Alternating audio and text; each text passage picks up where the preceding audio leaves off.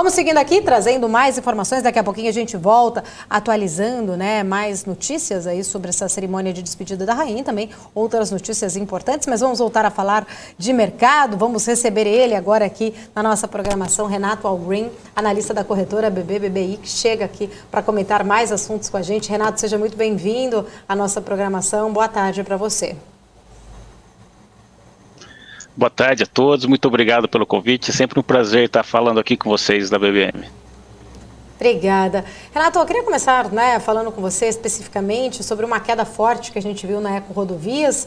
A empresa levou ali a concessão de estradas no interior de São Paulo, investidores não reagiram muito bem ao movimento. Queria entender a sua avaliação sobre isso, né, e quais pontos que você destaca para a gente, positivos e negativos, dessa concessão especificamente para a empresa.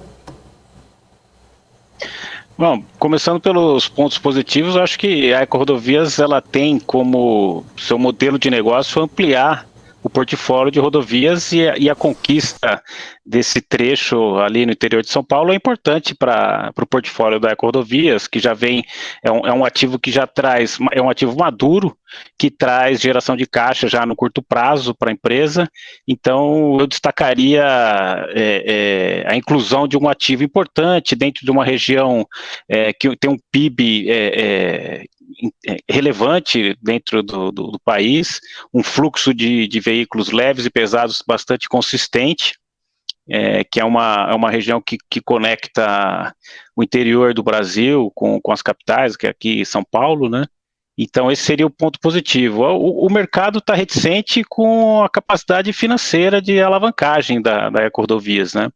Então são novos investimentos que a Eco Rodovias vai ter que assumir, a começar pelo pagamento da outorga, e a empresa já está com uma alavancagem bastante elevada, né? 3,5 vezes a dívida líquida sobre o EBITDA.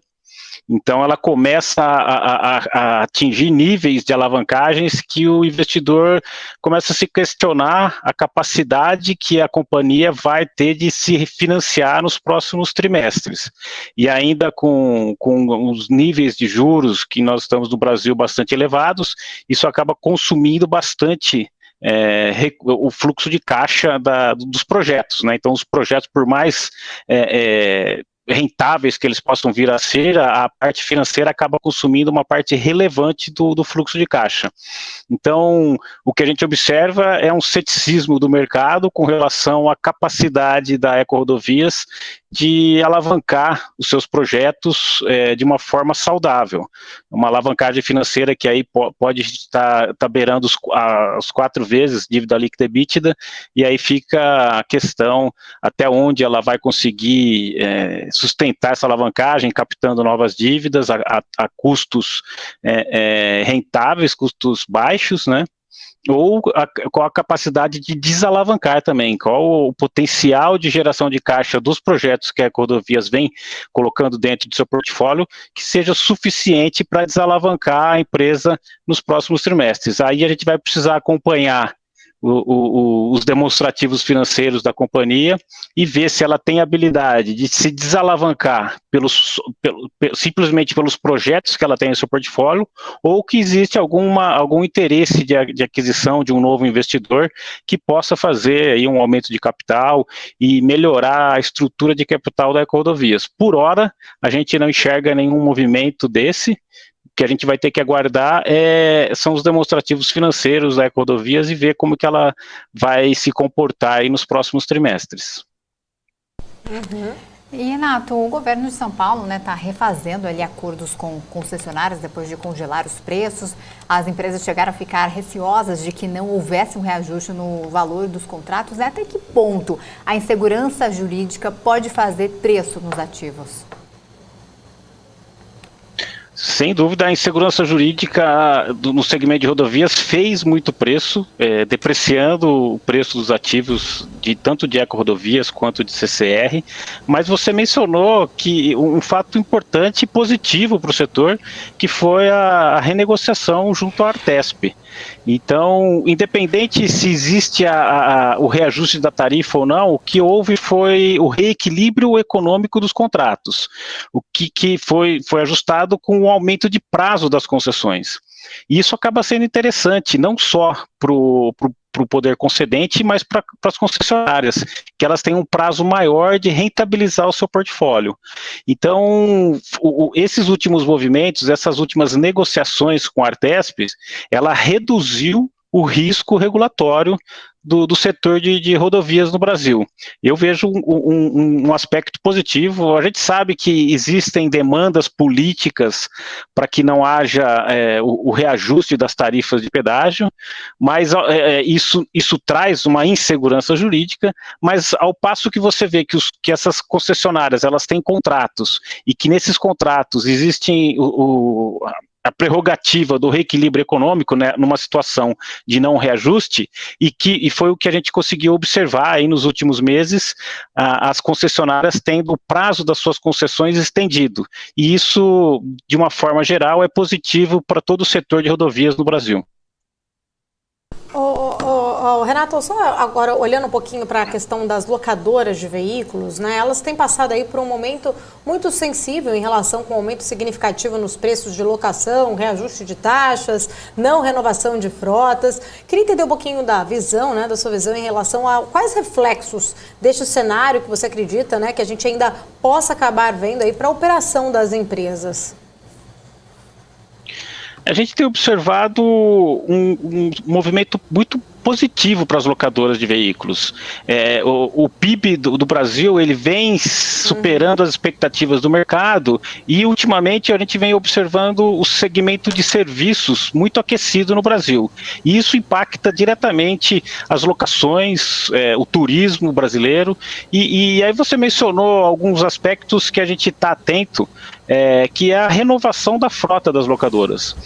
As locadoras elas tiveram dificuldade de fazer compras no volume que elas gostariam de fazer, para girar o seu ativo em função da menor produção de automóveis no Brasil. A indústria automobilística ela apresentou problemas na sua cadeia de suprimentos com a crise dos chips, e foi um problema que atingiu a indústria mundial automobilística, e aqui no Brasil a produção dos últimos 2 anos ficou muito prejudicada em função da ausência de componentes.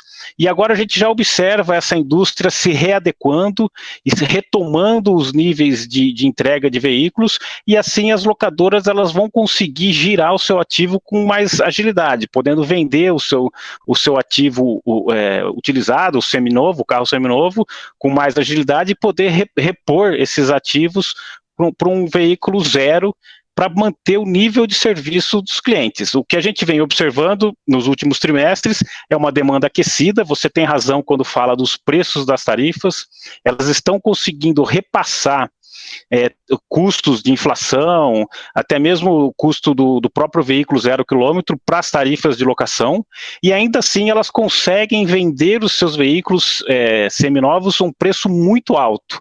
A gente tem como base uma margem EBITDA no segmento de seminovos da ordem de 3% a 4%. O que a gente viu nos últimos 12 meses são margens EBITDAs de 2 dígitos, atingindo praticamente 20% nos últimos trimestres, reflexo da alta dos preços dos veículos usados. Então as concessionárias, ainda que elas não tenham girado a sua frota numa velocidade que seria ideal para elas conseguiram capturar muito valor na venda desses ativos. E agora com as montadoras conseguindo entregar um volume maior de veículos, elas devem retomar suas compras e entregar crescimento e rentabilidade, que é isso que o investidor, quando está olhando para o segmento de locação, ele olha a velocidade de crescimento e a rentabilidade que essas empresas entregam ao mercado. Por isso elas são negociadas com múltiplos de pricing earnings bastante elevados.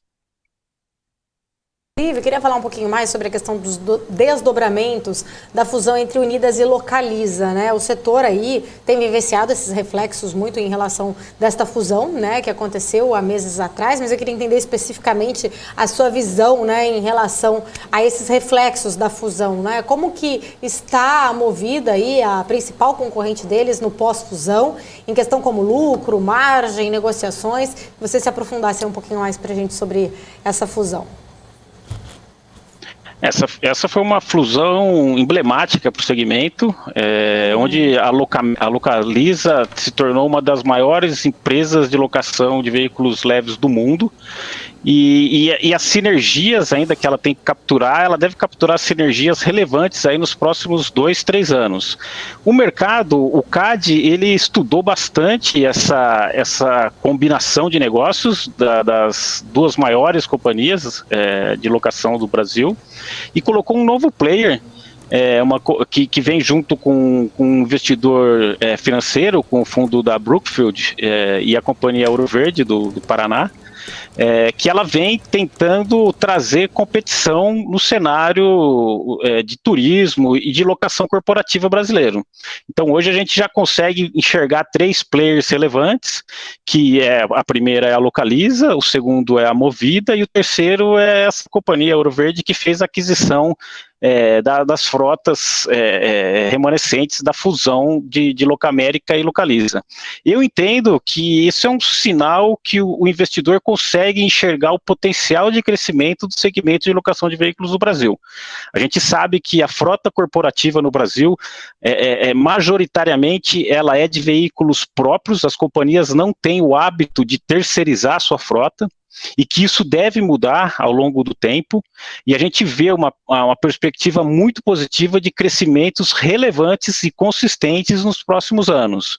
O segmento corporativo tem capacidade de triplicar, de quadruplicar o volume de carros alugados para essas locadoras, e que a gente entende que cabe ainda, é um mercado tão grande e com uma capacidade de crescimento tão relevante que a gente acredita que novos players ainda possam vir a entrar nesse mercado, a querer competir com essas companhias e ainda assim ter capacidade de rentabilizar os seus negócios. Então, de uma forma geral, a gente enxerga o potencial de crescimento e essas empresas com capacidade financeira, com investidores estratégicos e com muita expertise em fazer alocação no Brasil, um cenário extremamente positivo para entregar crescimento e rentabilidade para os investidores.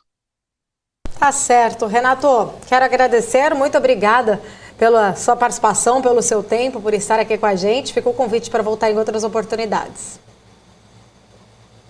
Muito obrigado, eu que agradeço. É sempre um prazer falar com vocês. Estamos aqui à disposição. Precisando é só chamar a gente que a gente volta. Um abraço. Tá certo. Obrigada. Tá